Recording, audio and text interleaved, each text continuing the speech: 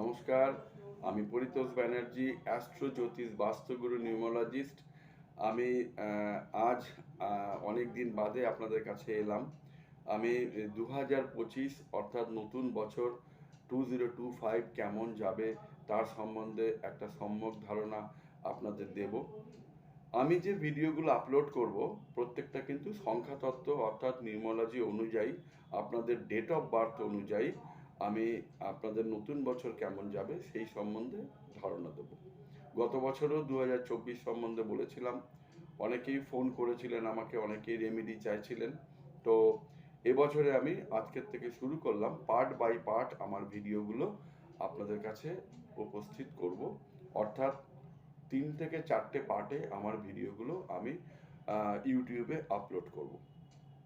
প্রথমেই বলি যে 2025 অর্থাৎ 2025, যদি আমরা এই 4টে সংখ্যাকে 2+0+2+5 যদি আমরা একসঙ্গে অ্যাড করি, অর্থাৎ after addition it will come number 9, মানে 9 আসবে।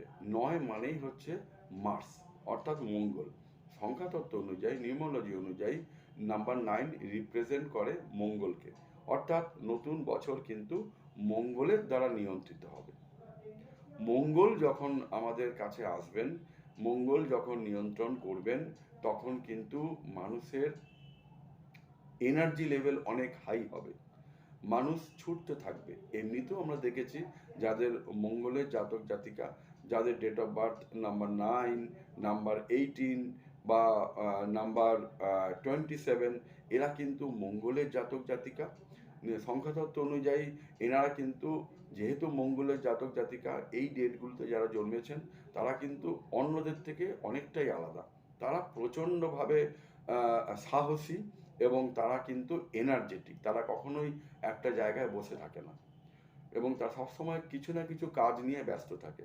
সুতরাং 2025 যে আমাদের নতুন বছর 1 মাস বাদে আসতে চলেছে, নতুন বছরে কিন্তু প্রত্যেকেই কম বেশি বিভিন্ন কাজের সঙ্গে যুক্ত থাকবেন, আইডিয়াল বসে থাকবেন না এবং ফুল অফ এনার্জি থাকবে।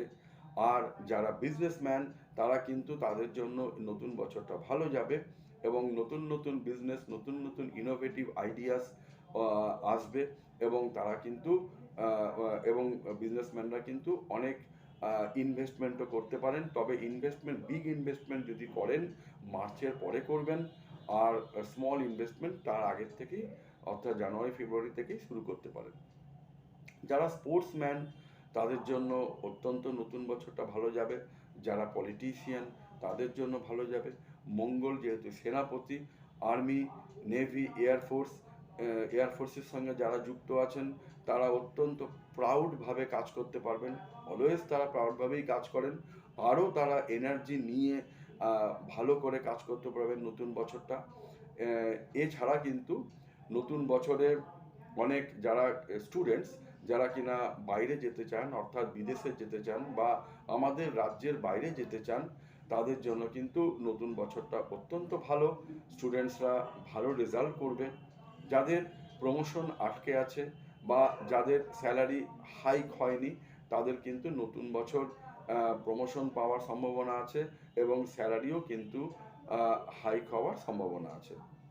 এর সঙ্গে সঙ্গে আবার আরেকটা কিন্তু কিছু নেগেটিভ দিকও থাকবে, যেমন মানুষের অ্যাগ্রেসিভনেস ভাবটা কিন্তু বেশি থাকবে নতুন বছরে। ইরিটেশন মানুষের জীবনে বেশি হবে, তর্ক বিতর্ক মানুষের জীবনে লেগে থাকবে, ছোটোখাটো যুদ্ধ বা শ্যাডো ওয়ার এগুলো কিন্তু বেশি হতে পারে। কারণ যেহেতু মঙ্গল, সেহেতু কিন্তু ওয়েদারের ব্যাপারটাও কিন্তু একটু চেঞ্জেস হবে, গরম আরেকটু বেশি পড়তে পারে। আর তার সঙ্গে সঙ্গে হেলথ ইস্যুগুলো কিন্তু আপনারা ভালো করে অ্যাড্রেস করবেন। যাদের প্রবলেম আছে তারা কিন্তু ডাক্তার অবশ্যই দেখিয়ে নেবেন। কারণ মঙ্গলে, যেহেতু মঙ্গল আসছে মানুষের জীবনে, প্রত্যেকটা মানুষের জীবনে কিছু না কিছু মঙ্গলের প্রভাব থাকবেই। এবং যাদের কিনা ব্লাড রিলেটেড ডিজিজগুলো আছে, হাই ব্লাড প্রেশার বা ব্লাড সুগার এই টাইপের যারা আছে, তারা কিন্তু সাবধান। নতুন বছরে কিন্তু অবশ্যই তারা ডাক্তার দেখিয়ে নিয়মিত মেডিসিন অবশ্যই নেবেন। ছোটোখাটো অপারেশন, বড় অপারেশন কিন্তু মানুষের জীবনে আসতে পারে। হেলথ রিলেটেড কিন্তু ইস্যুগুলোকে আপনারা একদম ভালো করে কেয়ার নিয়ে সেগুলো কিন্তু ডাক্তারবাবুদের পরামর্শ অনুযায়ী আপনারা কাজ করবেন। আর এরপরে বলি যে নতুন এই বছরে কিন্তু অনেক নতুন স্ক্যামও আসবে, কারণ যেহেতু মঙ্গল আছে, সুতরাং একটু সাবধান থাকবেন। ফ্রডের ফ্রডস কাজে লোকে বেশি করে লিপ্ত হতে পারে। সো সেদিক থেকে কিন্তু একটু আরও সাবধানতা অবলম্বন করা দরকার। এবার বলি, যাদের জন্ম যে কোনো মাসের 1 তারিখ বা 10 তারিখ বা 19 তারিখ বা 28 তারিখ, তারা কিন্তু প্রত্যেকেই সূর্য মহারাজের আন্ডারে। অর্থাৎ যাদের জন্ম যে কোনো মাসের 1st, 10th, 28 অ্যান্ড 28, তারা কিন্তু প্রত্যেক বা 19, তারা কিন্তু প্রত্যেকে কিন্তু সূর্য মহারাজ অর্থাৎ সূর্য মহারাজের আন্ডারে থাকেন। তাদের জীবন কিন্তু নতুন বছরটা 2025 খুব ভালো যাবে, কারণ মঙ্গলের সঙ্গে সূর্য মহারাজের কিন্তু ভালো সম্পর্ক, অর্থাৎ ফ্রেন্ডলি প্ল্যানেটস। সুতরাং যারা কিনা এই যাদের যাদের আমি ডেট অফ বার্থ বললাম যে কোনো মাসের 1 তারিখ বা 10 তারিখ বা 19 তারিখ বা 28 তারিখ, তাদের কিন্তু তারা যদি বিজনেস সঙ্গে যুক্ত থাকেন, নতুন বিজনেসে আপনারা এগোতে পারেন। নতুন নতুন ইনোভেটিভ আইডিয়াস নিয়ে আপনারা এগিয়ে যেতে পারবেন, তবে বড় ইনভেস্টমেন্ট মার্চের পরে করবেন। আর যারা স্টুডেন্টস আছো, যাদের যেই তারিখগুলো বললাম সেই তারিখগুলোতে যদি তোমাদের জন্ম হয়ে থাকে, তোমরা কিন্তু এগিয়ে যাও। যদি দেশের বাইরেই তোমাদের যাওয়ার সুযোগ পাবে, এবং দেশের মধ্যেও এক স্টেট থেকে অন্য স্টেটে, অর্থাৎ এক রাজ্য থেকে অন্য রাজ্যেতে পড়াশোনার সুযোগ পাবে। যাদের প্রমোশন আটকে আছে তারা প্রমোশন পেতে পারেন। যাদের স্যালারি হাইক হয়নি তাদের স্যালারি হাইক হওয়ার সম্ভাবনা 2025-এ হবে। যাদের ম্যারেজ আটকে আছে তারা কিন্তু নতুন বছরে তারা বিবাহিত জীবন শুরু করতে পারেন। যারা রিলেশনশিপে আছেন তাদের জন্য নতুন বছরটা ভালো যাবে। এছাড়া যারা ফাইন্যান্সিয়ালি, আমি তো আগেই বললাম, অর্থনৈতিক দিক থেকে কিন্তু মোটামুটি এই বছরটা ভালোই যাবে। আর আরেকটা কথা বলি যে ইগোটা কিন্তু এই ডেট অফ বার্থ যাদের নিয়ে আমি আলোচনা করছি, ইগোটা কিন্তু অত্যন্ত বেড়ে যাবে, অ্যাগ্রেসিভনেস বেড়ে যাবে।